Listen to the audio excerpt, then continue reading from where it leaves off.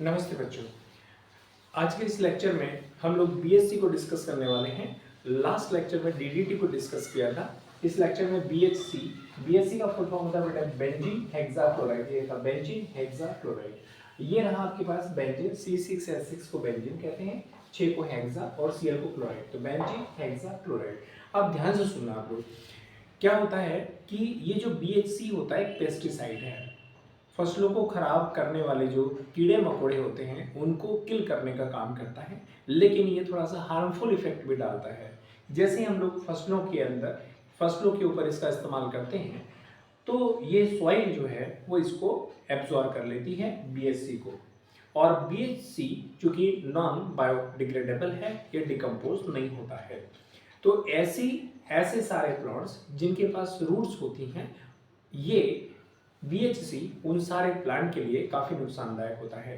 ठीक है, means the BHC is absorbed by the soil and it is a non-biodegradable material and it harms to the plants having the roots, and it is the strong pesticide and it is used on the crops. इसका उपयोग जो है crop के ऊपर किया जाता है। Benzene hexachloride, benzene से ये बना कैसे, बेंजीन से बेंजीन हेक्साक्लोराइड कैसे बना, उसका कॉन्सेप्ट देखिएगा। सबसे पहले अगर बेंजीन हेक्साक्लोराइड अगर आप समझना चाहते हैं तो सबसे पहले बेंजीन का स्ट्रक्चर समझिए। देखिए बेटे, अगर बेंजीन आप समझना चाहते हैं कि बेंजीन कैसे बना होता है उसको देखिएगा। हालांकि डीडीटी के अंदर मैंने आपको बेंजीन हेक्साक्लोराइड में बेंजीन का स्ट्रक्चर बना के दिखाया था। देखिएगा एक बार फिर से, यहाँ बेंजीन का फॉर्मूला है C6H6। 6 कार्बन है बेटे, 1 2 3 4 5 और ये 6।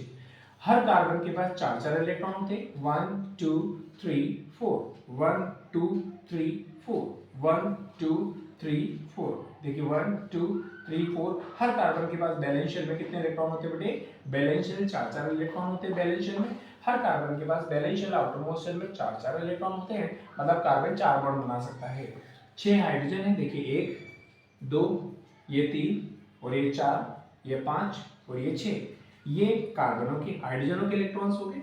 अब यहाँ पर क्या होता है कि एक कोवलेंट बॉन्ड यहाँ बनता है सिग्मा बॉन्ड, एक यहाँ सिग्मा बॉन्ड, यहाँ सिग्मा सिग्मा सिग्मा और ये सिग्मा।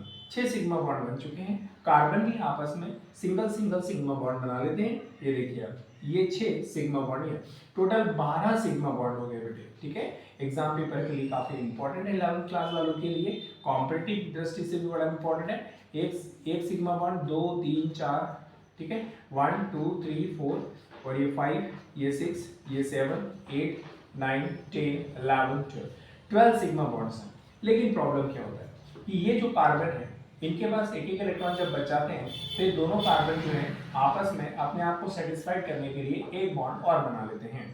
इसके बाद में एक बॉन्ड छूट जाता है, डबल बॉन्ड के बाद सिंगल बॉन्ड। फिर ये दोनों कार्बनों के ये जो इलेक्ट्रॉन है ये आपस में मिलकर क्या बना लेते हैं बेटे, डबल बॉन्ड बना लेते हैं। इसके बाद में ये जो दो इलेक्ट्रॉन है यहाँ पर भी कार्बन कार्बन के बीच डबल बॉन्ड बना लेते हैं। ये बेंजीन का स्ट्रक्चर हो गया। अब यहाँ पर ये जो बॉन्ड बन रहे हैं, एक तो ये ले लीजिए, इसको ऊपर वाले को सिग्मा ले लीजिए, नीचे वाले को पाई। ये पाई बॉन्ड होता है, ये पाई बॉन्ड और ये पाई बॉन्ड होता है। 3 पाई बॉन्ड होते हैं बेटे। अब बेंजीन के अंदर ये जो 3 पाई बॉन्ड होते हैं वो काफी कमजोर होते हैं। अगर यदि मैं यहाँ पर 6 एटम की अरेंजमेंट कर दूं कोई से भी, या 6 हाइड्रोजन या 6 क्लोरीन, तो मैंने यहाँ पे ले लिया 6 क्लोरीन। ये देखिए 3 2 6। सनलाइट की प्रेजेंस में इस बेंजीन की रिएक्शन मैंने क्लोरीन से करवा दी। तब होता क्या है कि ये जो 6 एटम जब इसको अवेलेबल हो जाते हैं तब ये पाई बॉन्ड एक साथ टूट जाते हैं बेटा। ये पाई बॉन्ड क्या हो जाते हैं, एक साथ ब्रेक होते हैं और हर कार्बन के पास वापस से एक इलेक्ट्रॉन चला जाता है। उन इलेक्ट्रॉनों से एक एक क्लोरीन सिग्मा बॉन्ड बनाता है। फिर से सुन लीजिए, ये पाई बॉन्ड एक साथ ब्रेक होंगे, 6 क्लोरीन की अरेंजमेंट हो जाती है, तब ये पाई बॉन्ड एक साथ ब्रेक होंगे। एक साथ ब्रेक होने के बाद ये जो इलेक्ट्रॉन्स हैं 6 इलेक्ट्रॉन 6 कार्बनों के पास चले जाते हैं और 6 क्लोरीन फिर उन इलेक्ट्रॉनों से कोवलेंट बॉन्ड बना लेते हैं। इसका क्या मतलब हुआ कि बेंजीन के अंदर, ये देखिए आप लोग प्लीज, बेंजीन के अंदर बेटे 6 कार्बन 1 2 3 4 5 और ये 6। इसके बाद में यहाँ पर क्या होता है कि एक हाइड्रोजन तो जुड़ा हुआ था, सभी के पास एक एक हाइड्रोजन ऐड है, ये देखो आप कनेक्टेड है। इसके पास यहाँ पर भी एक हाइड्रोजन था, यहाँ पर भी एक हाइड्रोजन है, यहाँ पर भी एक हाइड्रोजन था। अब यदि ये देखिए ये तीनों पाई बॉन्ड ब्रेक होने के बाद में सभी कार्बनों के पास क्या चला जाता है बेटे, एक एक इलेक्ट्रॉन और आ जाता है। ये देखिए सभी कार्बनों के पास एक एक इलेक्ट्रॉन आ गए। तब इन इलेक्ट्रॉनों से जो क्लोरीन है वो क्या बना लेगा बेटा, कोवेलेंट बॉन्ड सिग्मा बॉन्ड बना लेगा। ये देखिए क्लोरीन ने एक एक क्या कर लिया, एक एक बॉन्ड और बना लिया। तो मतलब 6 क्लोरीन हो गए, 6 कार्बन हो गए और 6 क्या हो गए बेटे, हाइड्रोजन हो गए। ये देखिए मतलब यहां पर इस पूरे स्ट्रक्चर में अगर चेक करें तो क्या है बताइए, ये 6 कार्बन 1 2 3 4 5 6, ये 6 कार्बन हो गए। हाइड्रोजन को काउंट करोगे तो 1 2 3 4 5 5 6, 6 हाइड्रोजन हो गए। इसके बाद में 6 क्लोरीन हो गए। ये देखिए आप क्या मतलब हुआ बेटा कि यदि अपन बेंजीन की रिएक्शन, इसका नाम ले लीजिए बेंजीन, फिर इसके बाद में बेंजीन की क्लोरीन से रिएक्शन करा रहे हो सनलाइट की प्रेजेंस में, तो BHC प्राप्त होता है, बेंजीन हेक्साक्लोराइड प्राप्त होता है। इसको आप 666 भी बोल सकते हैं, 666 आप इसको 666 के नाम से भी जान सकते हैं। इसका गैमेक्सिन नाम भी है, गैमेक्सिन भी बोल सकते हैं, इसको लिंडेन भी बोल सकते हैं। इसका नाम क्या किया बेटा, देखिए बेंजीन हेक्साक्लोराइड BHC तो बोलते ही हैं, इसको 666 भी बोल सकते हैं, गैमेक्सिन भी बोल सकते हैं, लिंडेन भी बोल सकते हैं, बहुत सारे नाम हैं। ठीक है बेटा, जल्दी से इसका अच्छा इसकी जो लैंग्वेज है वो कैसी बनेगी, when benzene reacts with chlorine in presence of sunlight then benzene hexachloride is form. ठीक है बेटा, एक बार फिर से बोल के दिखा रहा हूं, when benzene reacts with chlorine in presence of sunlight then benzene hexachloride form, benzene hexachloride is form. तो ये पहले यहाँ पर लैंग्वेज आ जाएगी, इसके बाद क्या आ जाएगी बेटे, यहाँ पर ये रिएक्शन आ जाएगी। आप अपने खुद नोट्स मेरी लैंग्वेज को बना सुन करके आप बना सकते हैं। एक बार फिर से मैं बोल रहा हूँ, देखिए यहाँ आएगी लैंग्वेज, यहाँ आएगा स्टेटमेंट, स्टेटमेंट इसको देख के बोलना है जो यहाँ लिखना है। When the benzene reacts with chlorine in presence of sunlight then benzene hexachloride is formed। इसका स्क्रीनशॉट जल्दी से लीजिए।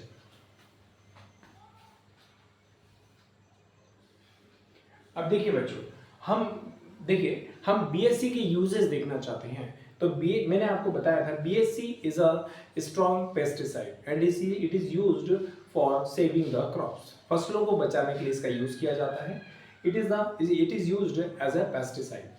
इसके बाद में हार्मफुल इफेक्ट भी होते हैं इसके। तो it is a non biodegradable material और कंपाउंड है ये, मतलब ये डिकम्पोज नहीं होता है। जब इसका यूज करते हैं तब ये सॉइल जो है इसको BSC को एब्जॉर्ब करती है और उन प्लांट्स के लिए काफ़ी नुकसानदायक होती है, जो रूट्स वाले होते हैं। तो देखिएगा, it is a non biodegradable substance and it is absorbed by the soil and it harms, नुकसान पहुंचाती है to those plants having the roots, जिनके पास रूट्स होती हैं उन प्लांट के लिए काफ़ी नुकसानदायक होती है। ठीक है बेटा, तो ये आप जल्दी से इसका स्क्रीनशॉट लीजिएगा। और इस लेक्चर में सिर्फ BSC की बात कर रहे हैं। अब नेक्स्ट लेक्चर में हम लोग जो हैं वो फ्रीऑन गैस के बारे में बात करेंगे। फ्रीऑन हमारे एटमॉस्फेयर को किस प्रकार से हार्म करती है, इसके बारे में बात करने वाले हैं। ठीक है बेटा, स्क्रीनशॉट लीजिए प्लीज। Thank you.